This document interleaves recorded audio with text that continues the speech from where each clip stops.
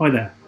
Are you looking for an alternative to using your inbuilt webcam on your laptop or computer? Well, look no further. You can actually use your Android phone or your iOS phone as a webcam.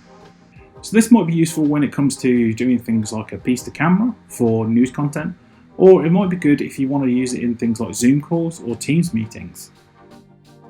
In software like OBS Studio or other kind of live production software, you can also use your webcam as a camera device.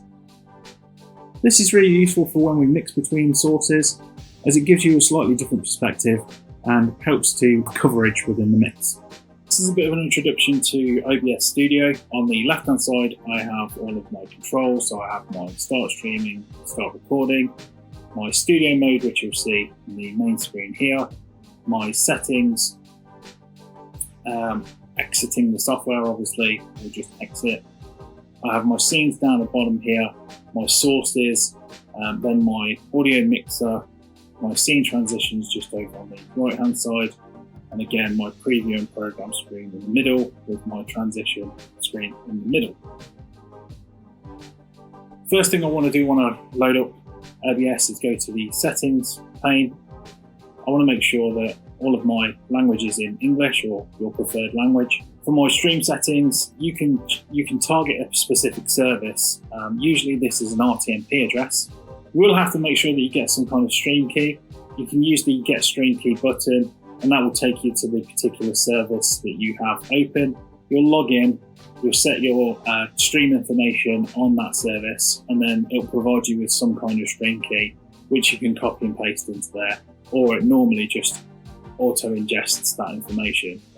On your output settings, my recording path I've set to my desktop. You can set this wherever you want. You can just use the browse option and change that. For your audio settings, the sample rate of 44.1 is fine. For your mic or auxiliary audio input, I'm just using the default built-in microphone, but you can obviously use, and where possible, you should try and kind of use USB microphones or some kind of audio interface and use an external microphone.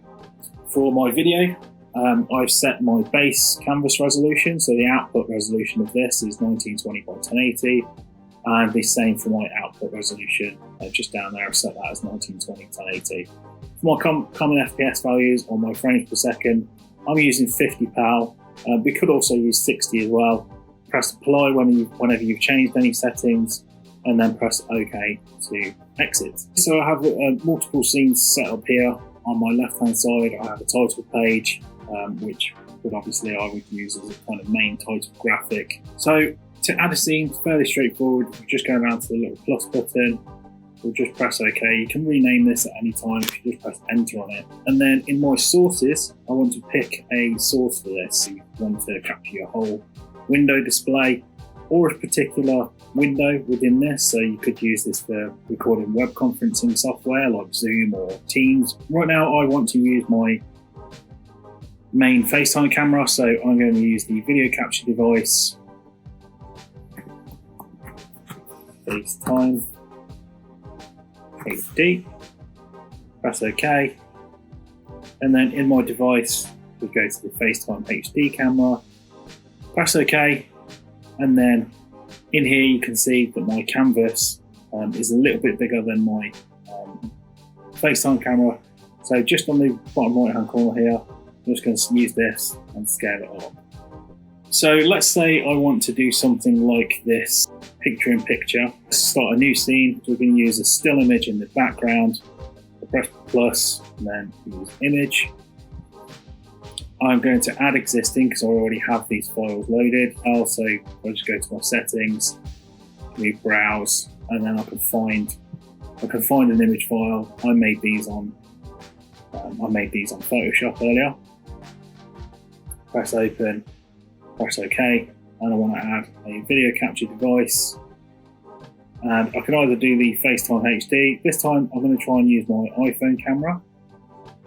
So this will give me a slightly different perspective.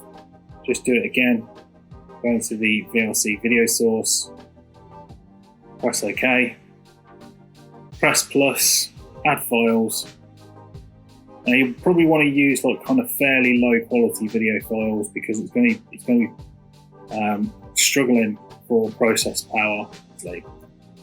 With your visibility and behavior, you could have it do a couple of different things. You can have it pause when visible and unpause when visible. Always play even when not visible. That might be a bit of an issue if you want to talk and then stop and kind of commentate on videos.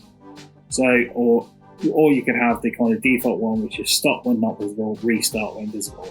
Now bear in mind that that is going to restart right from the start of the video, so that if you were doing, say for example, a picture-in-picture where you wanted your commentary to kind of come up, you speak over the top of the video, it might stop it and then restart the video. So something like pause when visible and unpause when pause when not visible and unpause when visible is quite a good one to use. So we're just going to press OK for that.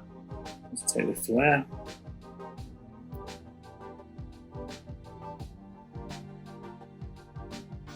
Let's resize this video.